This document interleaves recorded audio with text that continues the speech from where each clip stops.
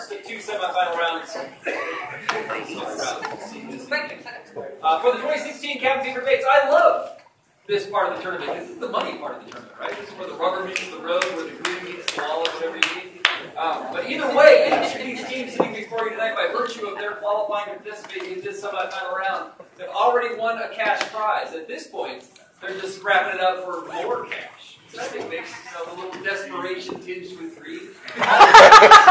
Always makes for a good match. So some things that you need to know to better enjoy tonight's debate. Unlike preliminary rounds, where only one team was chosen to proceed on to the elimination phase, which is where we are now, tonight's debate will elevate two of these teams from the semifinal round on to the final round. So their odds have improved in addition to their access to cash. So they've got a lot of reasons to be happy tonight. You probably remember, if you've been with us before, about a couple of reminders I always give about how the debates function. Of course, like any debate, we have a proposition side arguing for the motion, and an opposition side arguing against the motion.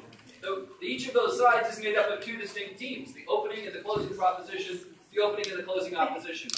All four of those teams, or at least each two teams on one side of the motion and the two teams on the other side of the motion, are working together insofar as they're trying to prove the motion true, but ultimately they're also competing against each other, trying to be recognized as that team with the most compelling arguments for or against the motion that they're proposing. The way that they'll demonstrate that proficiency is in a 7-minute speech. So we'll begin with a 7-minute speech from a member of the proposition, alternate back and forth between the proposition and the opposition, until each of these speakers has had that chance to be heard. During those speeches, you're going to hear a bell. That bell sounds like this.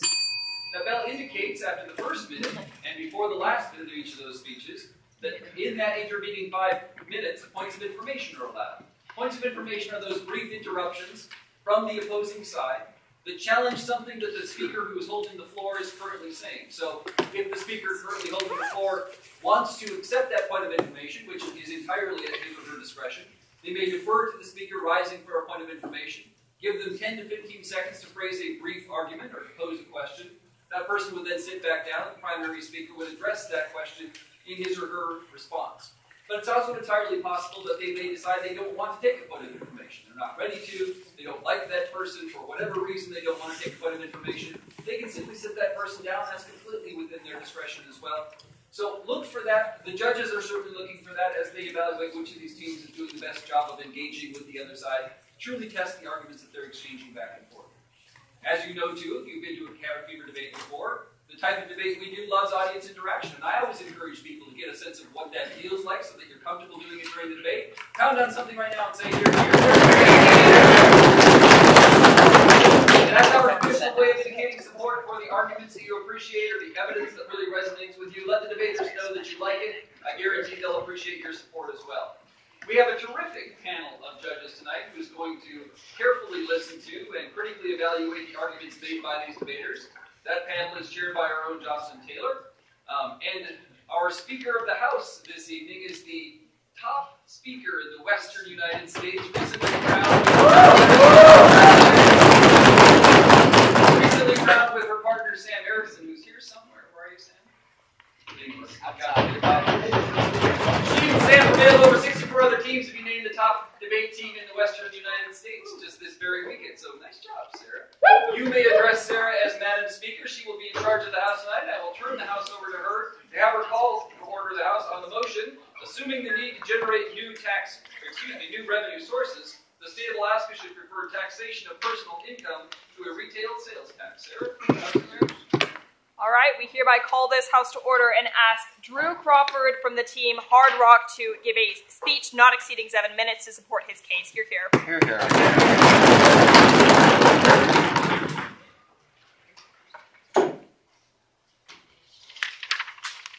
Good evening. Tonight I'm going to provide some context for the discussion that we're going to have, where I'm going to provide a model for the income tax system that we would like to propose.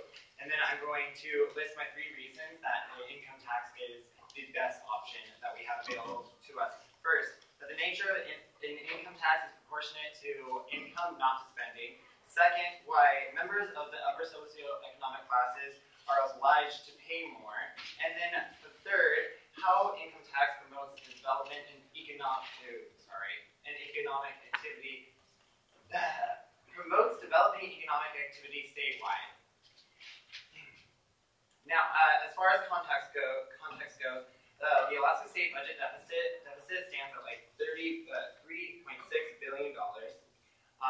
Now, we know that this is either going to be aided by, or we're going to try to balance this using either by taxing either personal income or sales. We are not going to do both. For the purposes of a clear debate, we assume that each form of taxation is going to raise the same amount of money. And finally, this debate is about the value of the money that people have, not the number that it says on their bank account. Now, for the model, I'm going to look towards prosperous tax income communities, in namely Norway. I'm looking at Norway because it is a resource-based economy, and it also has similar issues to Alaska as far as rural and industrial areas and how they mix. In Norway, they have a progressive income tax as far as it taxes higher socioeconomic individuals at a higher rate. Now, the lowest income tax rate, not right now, thank you, in Norway stands at 0.44%, and then they have a second, third, and fourth in order. That's first 1.7%, then it jumps to 10.7%, and then the highest is taxed at 13.7%. Now, and then they also have tax breaks for federal trade agreements and things like that. The Alaska model would resemble this, but it's different because Alaska has some of its own issues and things to keep in mind that aren't quite so similar to Norway. Now, the first reason that the income tax is preferable to a retail sales tax is because it's proportionate to the income and not to spending. Everybody has a shared baseline for living, and that it entails things like buying necessities, food, water, shelter, things like that. Not right now, thank you. This does not affect an income tax is not going to be affecting an individual's access to the superfluous or recreational activities that they may already be participating in and unwilling to give up. Under your model, would everybody be chipping in, or only half, or how many people would actually be paying this tax? The income tax? Yes. Everybody across the state of Alaska? Everybody? Yes. Not right now. Now, also, the retail sales tax is disadvantageous for individuals or groups in lower socioeconomic groups because they have more trouble if you raise the standard base of living. It's going to be more difficult for them to reach that because they might already be living from paycheck to paycheck. How are they expected to reach make that baseline? Not right now, thank you. My second reason is why people from upper socioeconomic groups are obliged to help out to pay more in this kind of situation, in a situation where our state is in a deficit. No, right now, thank you. The richest people in Alaska have become rich because they are afforded more economic opportunity by the state. They are given the facilities or the infrastructure that enables their prosperity, and that is why they are obliged to pay the state more money and give back to what makes them so rich. Now, my third reason is that is how income tax promotes developing economic activity across the state. Now, Anchorage being the major economic hub of Alaska that it is, the proposed income tax is going to provide more of an opportunity or more of a unique incentive for people, for policymakers to spread this economic wealth throughout the state because they would like to reap more taxes from these places. They're going to spread things like roads and more infrastructure and help to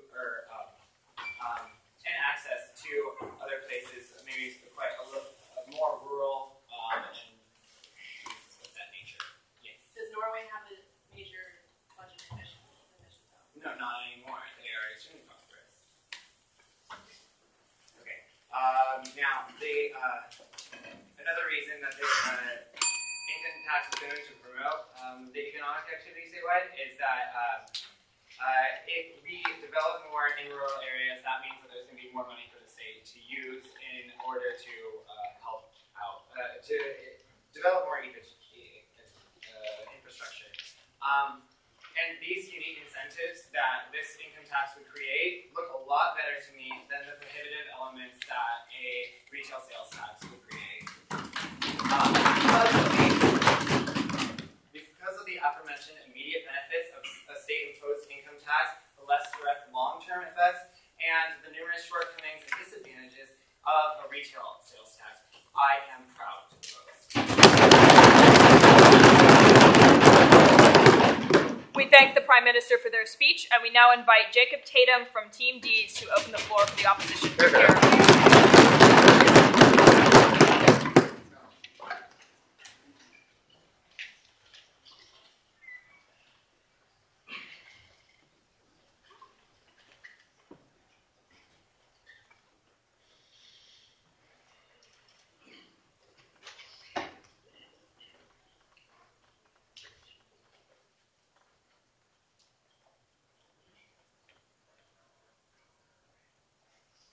Madam Speaker, both sides are here today to offer potential solutions to our current budget crisis. However, we recognize that neither one of these options is going to be a silver bullet. They each have their respective strengths and weaknesses. That being said, the solutions offered by the proposition will only exacerbate the unique circumstances of Alaska that have contributed to the current budget crisis. Namely, that our economy is very homogeneous and overwhelmingly reliant on oil revenue, which has accounted for nearly 90% of the state budget. Our side of the House prefers a sales tax on income because, one, a targeted sales tax could capitalize on tourism, which is the second biggest issue in Alaska, and two, the sales tax will broaden the tax base more equitably compared to the progressive income tax. Some basic parts of our counter model would be that the consumption tax is collecting taxes when you consume or purchase something. It will be added into the cost of the item.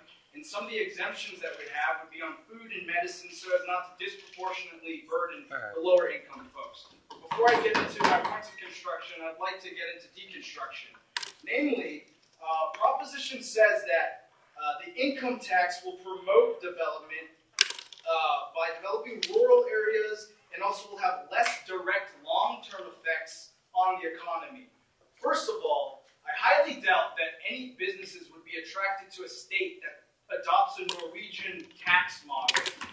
Secondly, income taxes are kind of going against the trend nationwide. More states are moving away from income taxes and replacing that revenue with more retail taxes. So I think if we go towards an income tax, it will place Alaska at a relative disadvantage. But on to my points of construction, namely that targeted sales tax capitalizes on tourism. Before I do that, I'll take in your speech, you mentioned that none of these tax plans are necessarily a silver bullet to all of the deficit issues, and you illustrated the fact that your plan would be advantageous from a tourism funding perspective. Would the tourism perspective be able to solve the deficit plan? No, and neither will yours. However, ours is more preferable to yours because you will put us in the worst of circumstances by which we're not attracting business here and our rural places are less able to fund their things like schools because no more businesses are attracted to Alaska. But I'll also address your concerns in this point of construction. Tourism is one of the only significant industries Alaska has, and the current market conditions are very favorable for more growth in this sector. For example, gas prices are the lowest they've been in decades. And a recent article from NPR pointed out that Americans drove the most miles in 2015 as compared to the previous high in 2005. What this means is that this is a really nice recipe for Alaska to capitalize on that. By targeting tourism, this brings in new monies to Alaska. Money from people that are visiting here, which is the driving force of a robust economy, and it fosters new industries. Not at this time, please. So, for example, nearly 2 million folks visit Alaska per year, and they contribute nearly $2.5 billion to our economy. If we tax this $2.5 billion at, we'll say, a rate of 5%, give or take, depending on certain items, this could bring in about $175 million. At that rate, the total amount that we could, the revenue taken in from the sales tax, about 10 to 15% of that could come from tourists, i.e. not Alaskans. So this is outside money, new money coming in. I'll take back out. Okay, what about the workers who come up here to commercial fish who aren't from Alaska, who make thousands, hundreds of thousands of dollars?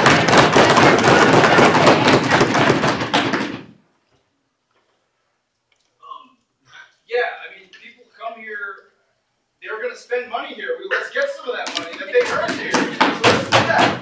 All right, not at this time. So for my second point of construction, a sales tax will broaden the tax burden more equitably compared to progressive income tax, which places a burden disproportionately on the highest earners, i.e. entrepreneurs. So if we put this income tax that affects entrepreneurs, they will be more incentivized to move to places without sales taxes like Texas or Florida. Places that also don't have an income tax, but what they have that Alaska doesn't have is year-round sun, warmth, and also more diverse economies where they can invest their money. Also, just 1 second. Also, taking a personal income tax, this will not encourage entrepreneurship, nor to have Alaskans that are trained here in Alaska to stay here. Therefore, Alaska will lose much of its domestic workforce. And keeping in mind that Alaska is one of the only, if not the only state that doesn't have a law school or a medical school, will have a much more difficult time attracting professionals that will compose the entrepreneurs of Alaska. Also, just in general, more people, a greater percentage of people in Alaska, both residents and travelers, purchase goods as opposed to earn an income. So, for example, about 70% of Alaska lives in the urban places of like Anchorage, Fairbanks, and Juneau, and that 70% is more likely to earn incomes as opposed to the 25 to 30% that lives in rural places that have less traditional sources of income. So we think that our model would actually more evenly distribute that. So for these reasons, that our sales tax that we propose capitalize on tourism and bring in new money, so as to ease the burden that people like college students are doing by paying a 5% tax on your tuition, if you will, by targeting sales tax to capitalize on tourism, and also to broaden the tax base. To distribute the tax burden more equitably. For all these reasons, we are proud to oppose.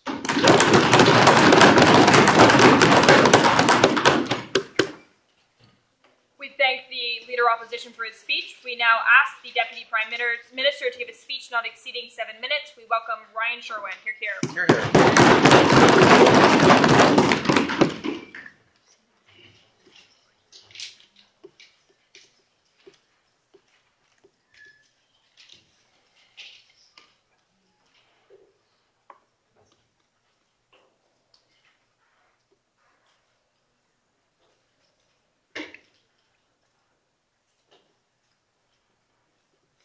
Ladies and gentlemen, honorable panel. Tonight, the topic of discussion is about taxes. Now, taxes, they kind of suck. No one really likes to pay them. Ideally, taxes wouldn't cost us as individuals. Here in Alaska, we've had a unique position for a long time, where we haven't had to pay an income tax and we haven't had to pay a sales tax in comparison with many of the other states. Because we've funded our state government off of things like oil revenue.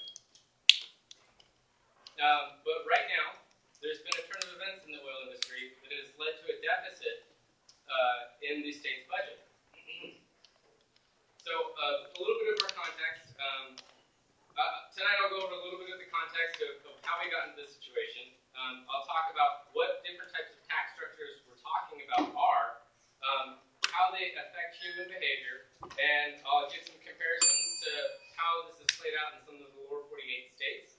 I'll talk about how our plan is going to protect the impoverished here in Alaska and the rural communities of Alaska. And I'll talk about how it allows us to harness some of the money that is hemorrhaging out of the state from transient workers, these snowbirds.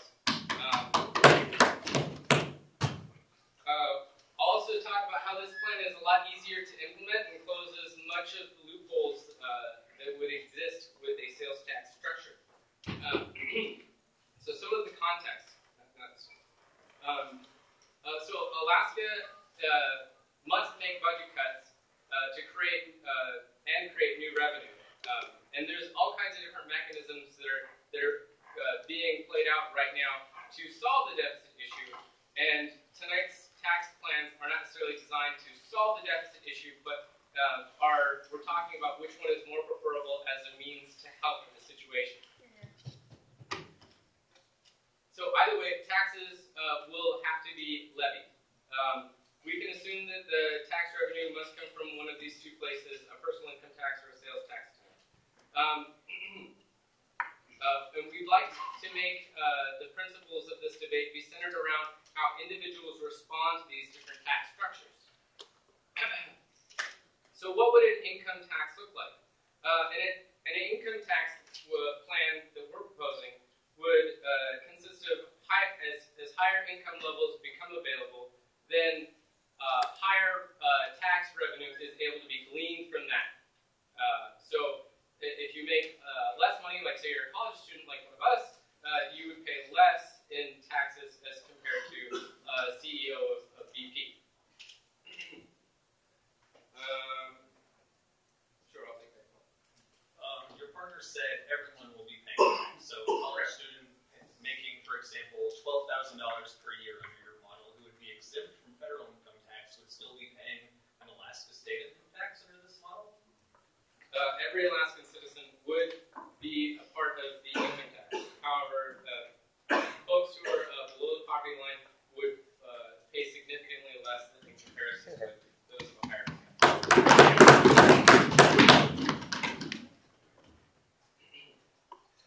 So what type of tax structures are we talking about?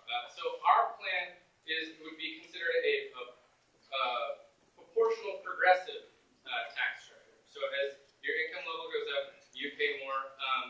Whereas on a retail sales tax, everyone is paying this tax, and it's based off of consumption and spending. And they're going to say that, as part of my little deconstruction here, they're going to say that that's more equitable because then everyone's going to have to pay, however much they're consuming by, and that's equal. But the issue with that is that it's not proportional to the people who are impoverished. So if people who are impoverished, like us poor college students, right? If we have to pay out of our small budget, more of that goes to our necessary goods and services that we need to, just stay alive, and we make the minimums of like food, water, shelter. More of our income has to be devoted to those basic goods. So this is putting an unfair burden on those who are impoverished. Well, it doesn't affect the higher ups as much, and we think that that's fundamentally wrong, and it creates a divide and a rift between the classes.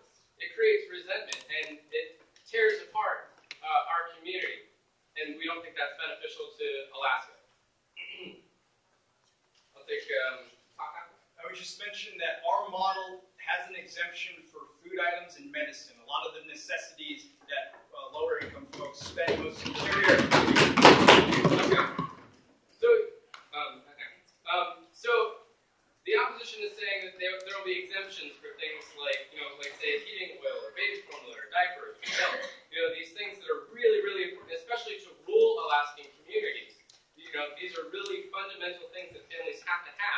and they're saying that, well, that stuff will be fine. Well, by doing that, they're recognizing that there is a need to protect these impoverished peoples. Order. And our plan does that. It protects those impoverished peoples, but it's a lot easier to implement, and it has less loopholes and is more equitable as far as distributing the burden of our state's government.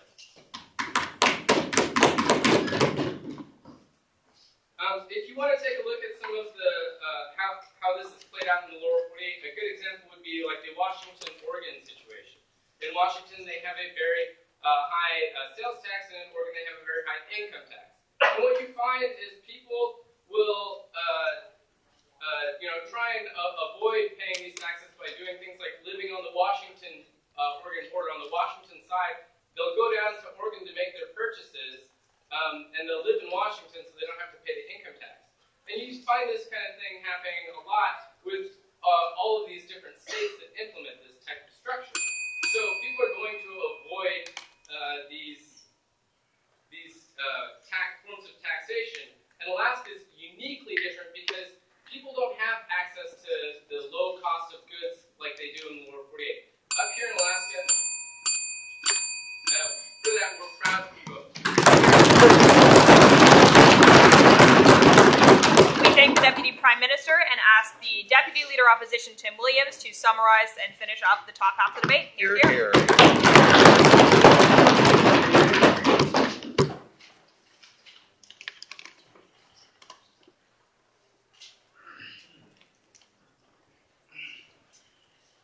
Ladies and gentlemen, I am in Oliver Wendell Holmes said, I like to pay taxes, and with them, I buy civilization. Alaska is in a unique situation in a number of ways.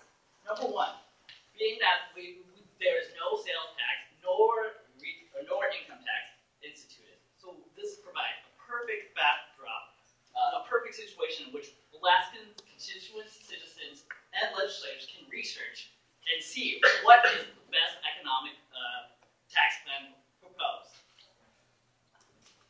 Also, Alaska is unique in terms of its social, environmental, and cultural standings. Our social issues are pretty bad. In terms of mental health, we're number one in suicides. Our we're number 2 or 1 in dental hygiene practices.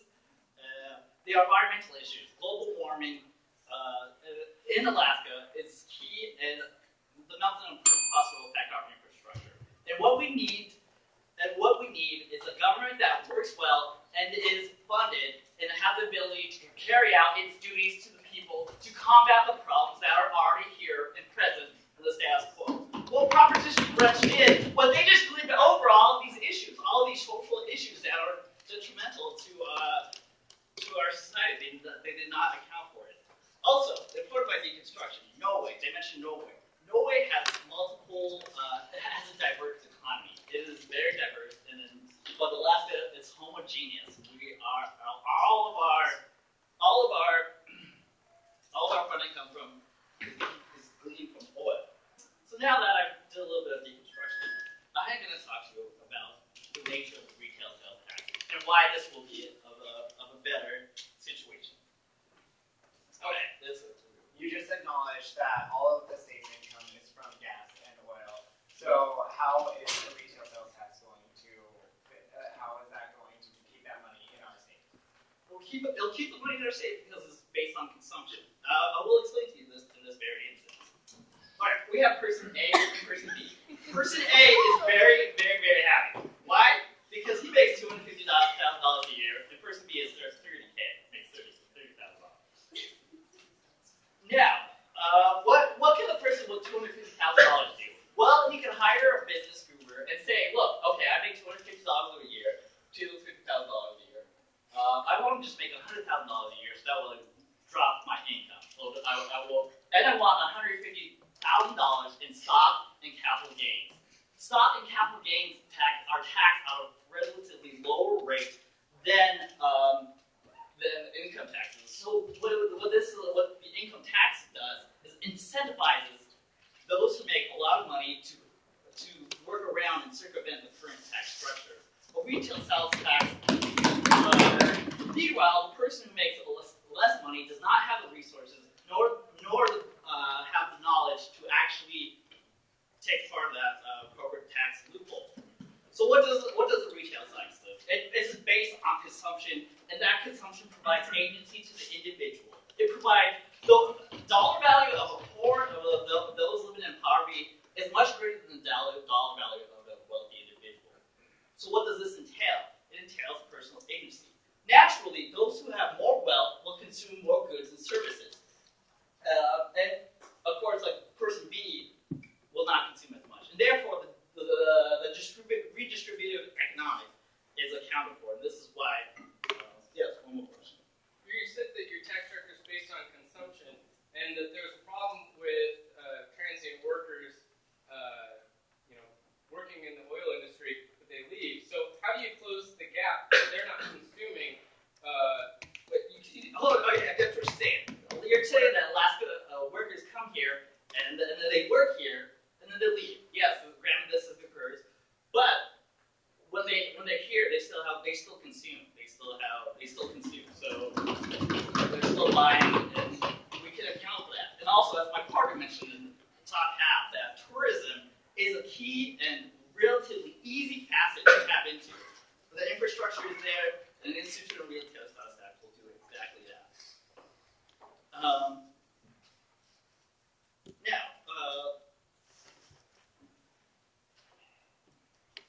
Not only that, wealth offers security, political power, and social standing through the value.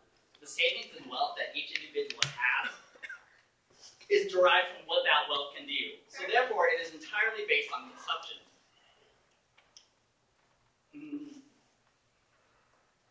Yes. Okay, so you said that when transient workers are here, they do consume, but they only consume for the season they're here. And then they take the money. This is the nature of the tax structure. There will always be tax loopholes in which that can be accounted for. People will try and take advantage of these. And who are these people? These are people that take advantage are the rich, upper class folks. I already talked about your issue of how the capital gains, the capital income tax, can be circumvented by simply just investing in tax stocks and bonds as terms of income. So that is not, you guys did not account for that as well. Yes. You can also circumnavigate sales tax by buying products in another state and shipping them up here. Well, it's easy for an individual in Seattle to drive like 20 minutes over the border to Oregon to do that. When you're in Alaska, you're going to have to buy things and whatnot, groceries in Alaska. So, the retail tax, as a reporter emphasized that, we can have $175 million generated from outside resources. This relieves the burden from citizens within the state. This relieves the burden on the poor and both the rich. So what's greater than tapping into like someone else's money? Right? These tourism, who travels and who these are the richer. These are generally the richer people. So like, what taking the money? Yeah, it relieves our burden. It's simple. Yeah. So this is for these reasons we are crafting proposals. We now invite the first speaker from the Cranium Crushers, Alex Jorgensen, to open up the bottom half of this debate. Here.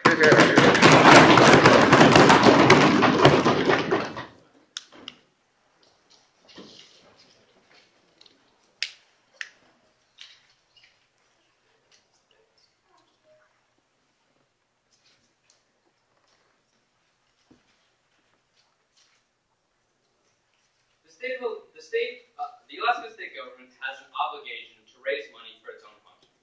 And that same state government also has an obligation to ensure that it raises these funds in a way that promotes the least impact to Alaskan citizens. Now, we're in a very interesting and complicated fiscal issue. We're facing a $3.5 billion deficit this year and years to come. Now, like opening opposition said, there is no silver bullet with tax policy. there are very logical arguments for both tax policies.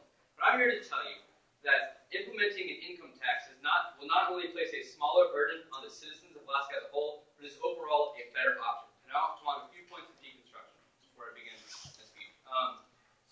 Opening opposition brought up the point about taxing tourism. Well, if we tax tourism, that will decentivize people to come up here to stay. Alaska is a very beautiful place. I get that. But when people are looking at where they're going to go vacation, they don't necessarily have a ton of money to spend. Not enough time.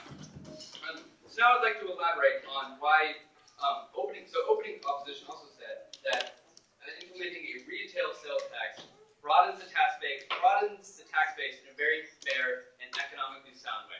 Well, I'm here to tell you that that element of fairness is actually a facade, and it actually increases the burden on people on a very vulnerable population. Yes, I'll take that. Do you propose a similar model that the opening proposition proposed, wherein even if someone was exempt of the federal income tax, they would still be proposed that they would still have to pay the state income tax anyway?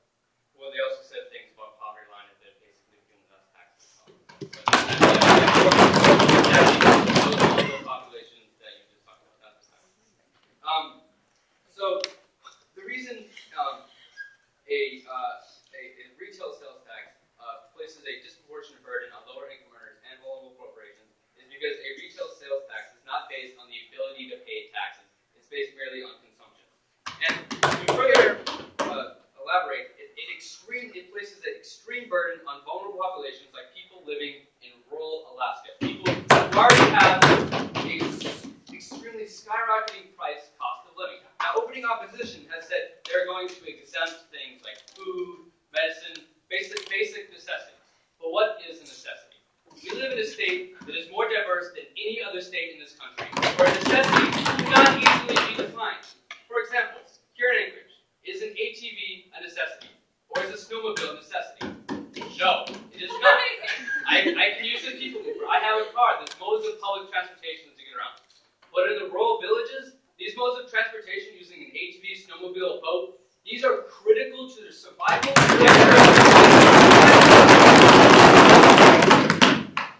So if we increase the sales tax and raise the cost of living, and that's going to place a huge burden on their shoulders. And they already have a huge burden on their shoulders living in rural Alaska. The cost of living in rural Alaska is like nowhere else in the United States. And by taxing their boat parks, by taxing their engines, their ATVs, their snowmobiles, and their heating oil, it will inhibit them from being a part of this cash economy that we have forced them to be a part of ever since they took their land.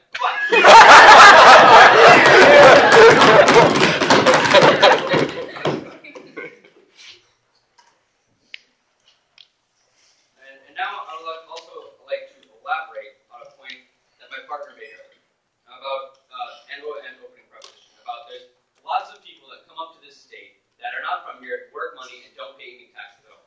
And to get a kind of clear number of how many people that is, so there are 413,000 workers in the state of Alaska in the year 2012.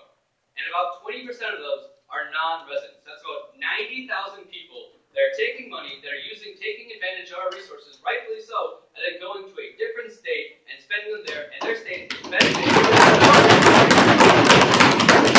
And in 2013, almost 30% of the workers in the oil and natural gas industry, which is the largest industry in the state of Alaska, were non-residents. And their gross income amounted to about $540 million US. That is a significant amount of money that is simply leaving our state and not being taxed here in our state.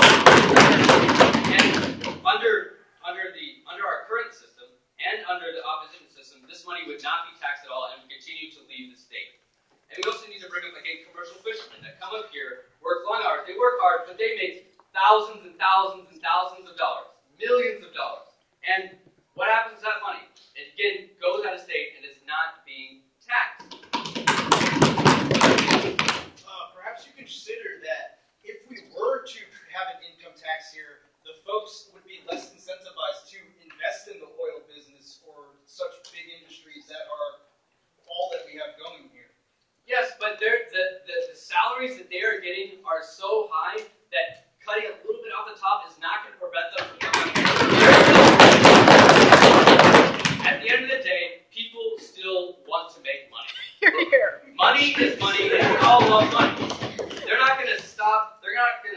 coming up to the great state of Alaska and making thousands and thousands, if not millions of dollars, just because there's a small tax.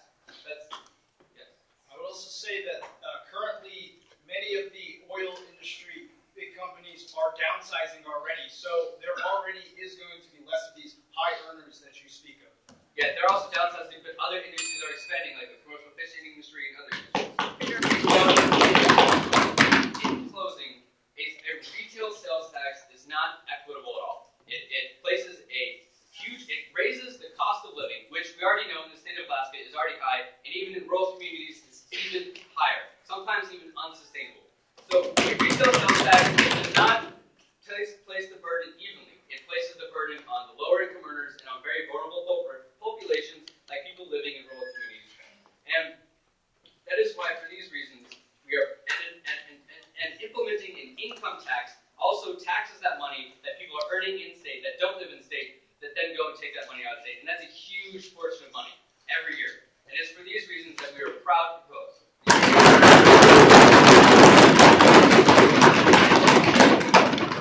We now invite the member of opposition, Paul Olivia, to represent the College Democrats and Generation Action in a 7-minute speech. Hear, hear.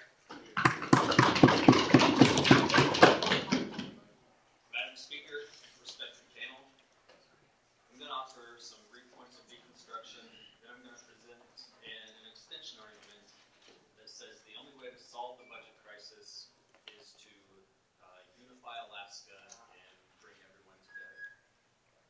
Now, the budget crisis is indeed a problem, as everyone already has mentioned. We're facing a $3.5 billion deficit, but an income tax is not the answer. As everyone's already stated, an income tax would only raise $150 million a year, which is a drop in the bucket. Not only that, an income tax would hurt Alaska's economy more than a sales tax. Taking money out of hardworking Alaskans' pockets, economists estimate the institution of an income tax will cost Alaska over 900 full-time jobs as a net economic effect. Now, the proposition side has made thinly veiled gestures towards an income tax being more equitable. However, I want to point out that the proposition would still tax individuals that are exempt under a federal income tax. So when they're making the argument that a sales tax is going to impact poor, impoverished individuals more than an income tax would, that's simply untrue because they're giving this hand-waving notion. They're still proposing to tax individuals that would normally be exempt under federal income tax. But they still want to tax them. They're giving nothing specific on how that would be set up, and it would be all around just harder to do. Yes. What bucket of water isn't made up of rocks?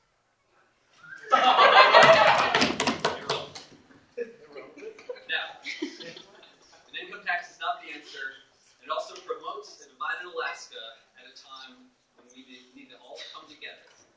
Currently, almost half of Americans pay no income tax, and projections show similar numbers in Alaska. Yes. How is placing a burden on lower income earners bringing Alaskans together? I'm going to address that shortly. Projections show similar numbers of Alaskans pay no federal income tax, and under every proposal I've seen up until tonight, the income tax would be based upon federal income tax liability. They're proposing this new hybrid model where even if you're a poor college student making only $12,000 a year, you still have to pay Alaska income tax even though you pay no federal income tax. It's kind of nonsensical. Not right now. And it promotes a divided Alaska. And this is a time when we all need to come together and solve this problem. During this time of crisis, everyone needs to chip in and feel like they have something at stake. And resultingly, they should feel like they have a seat at the table. With the sales tax, citizen involvement will spike as everyone will be paying the tax and will feel invested in their state. A lot of the current crisis can be explained by apathy of citizens who get a free ride and don't pay anything in taxes. An income tax could also be a slippery slope, because once instituted, the legislature, who got us in this mess in the first place, will have an easy way to continually raise the rate rather than control their extravagant spending. Look at the palatial information office downtown. That shows no restraint, and they're going to just keep raising the income tax rate rather than, rein in their spending because they're going to have this tool. But sales tax has a much lower ceiling that can be reasonably raised to than an income tax does. Yes, sir. You talked about how our plan is supposed to be congruent with federal guidelines on income that we would tax. Well, in our opening speech, we clearly illustrated how it would be very different from the federal guidelines as we would tax or exempt college students. Okay. Yes, you said that. You also made an allusion to Norway, who has a 44% income tax rate. So it sounds like you're trying to construct some kind of super tax system where even poor college students who are exempt from federal income tax are going to be taxed at this extravagant rate, and we're going to just keep turning more money over to legislators. So just a second, I need to get rid of this. So, this is a slippery slope. We're going to turn over this income tax to legislators, and they're going to just be able to continue jacking it up. What Alaska needs to do is institute a policy that impacts all of our residents, and not just a few. My extension is that policies affecting all citizens will catalyze closure of the budget gap. My first point, principally, we impose an income tax because the budget crisis is something all citizens need to work together towards. And the income tax will only affect half of Alaskan residents, although they have proposed this sort of hybrid model, but under every reasonable income tax model, which would likely be adopted by the legislature, the income tax that Alaska would pay, it's based on the federal model. I believe the governor's proposal is 2% of federal tax liability is what you would pay in Alaska state income tax. So the first impact of this, where only half the people are going to be paying an income tax, people are unaware of the budget crisis and won't care if the legislature continues to spend recklessly. There's not going to be enough pressure on legislators to solve this crisis. Second impact, go ahead. Okay. I would like to mention that there are two different ways that a sales tax would manage to create as much money as an income. That would either be okay, thank you, that's enough. Impact 2. Citizens will become divided, with one subject carrying the tax burden, one subset carrying the tax burden. Alaska will become a fractured community with neighbors being pitted against each other. Imagine an Alaska where a special class of income taxpayers feel especially entitled to influence legislative policy while arguing that non-taxpayers should have less. Third impact, with the divided citizenry, we make no progress toward a long-term solution to the budget crisis. There will not be enough public pressure on legislators to actually solve this budget crisis. Rather than solve the problem, legislators will just continually raise the income tax rate, scuttling our economy, killing jobs, and tearing apart our community. The solution, a sales tax, will bring everyone in Alaska into the fold. Everyone will pay the tax and thereby feel invested in the state and motivated to push legislators to find a long-term solution. An income tax and a sales tax both raise approximately the same revenue, but only a sales tax galvanizes a unified constituency will push the legislators.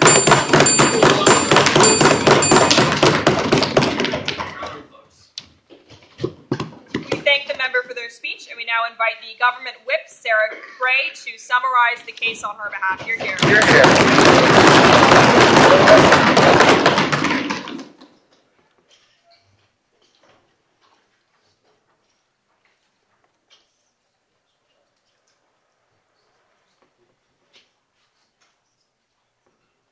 Madam Speaker, today my partner and I, in opening prop, believe that the debate comes down to two things. The first is how to generate the most constant source of income, and the second being the most humane way to do that. First, I'm going to deconstruct some of their arguments. So, having a consumption tax places an uneven burden on Alaska's lowest income earners and vulnerable populations, such as people who live in subsistence lifestyles. Basically, this tax is super regressive, and what that looks like is every individual has this baseline standard of living. It might not be even, but everyone has one. Under a regressive tax, that raises that baseline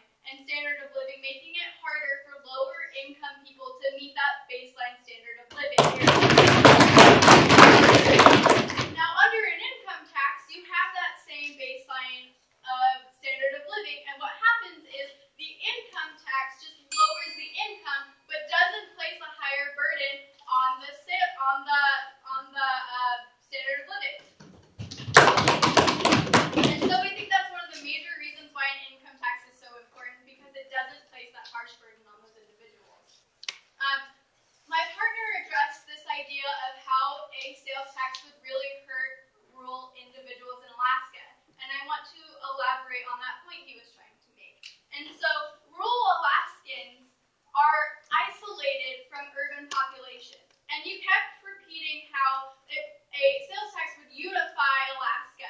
I would like to address this and make you realize that the Alaska United that he's talking about is that urban Alaska. It doesn't unify the rural people, and we believe that the government has a priority to protect those rural individuals.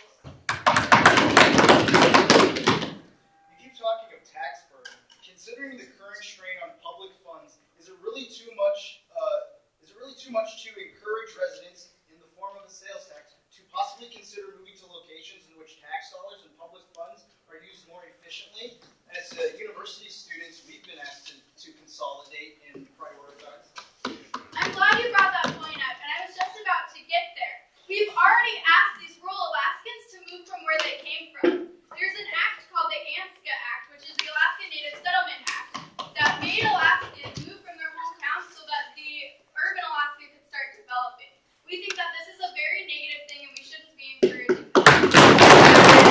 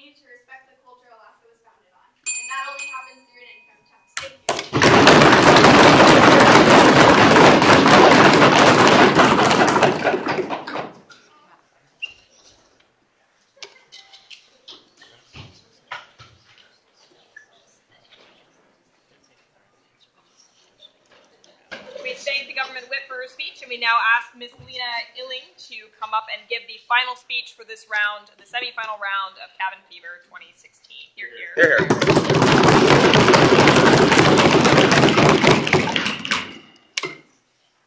Madam Speaker, respected panel, we are opposing personal taxes. Opposition brought up the fact that taxes would cost us as individuals. Taxes wouldn't cost us as individuals because of oil, but that they did not mention the fact that oil revenue has obviously been down Order. along with cost and production. Alaska is very unique. There's no sales or income tax. And Alaska legislature can research what is the best tax income or tax outcome for the deficient. And income tax, like my partner said, which was very important, is a very slippery slope. Once it's in,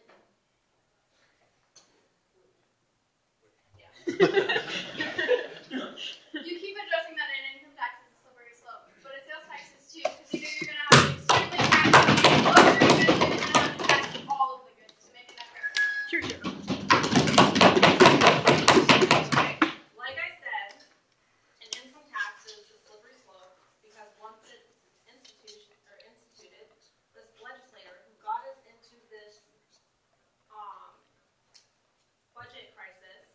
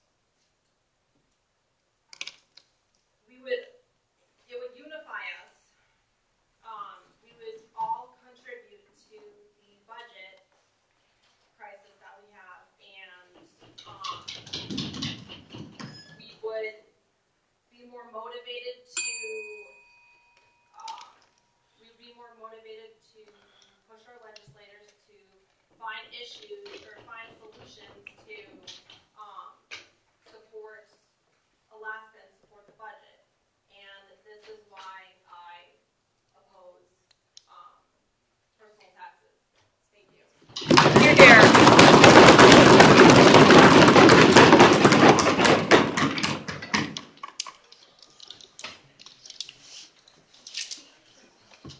I would like to invite you to join me in saying congratulations to all 8 of these debaters who did very good.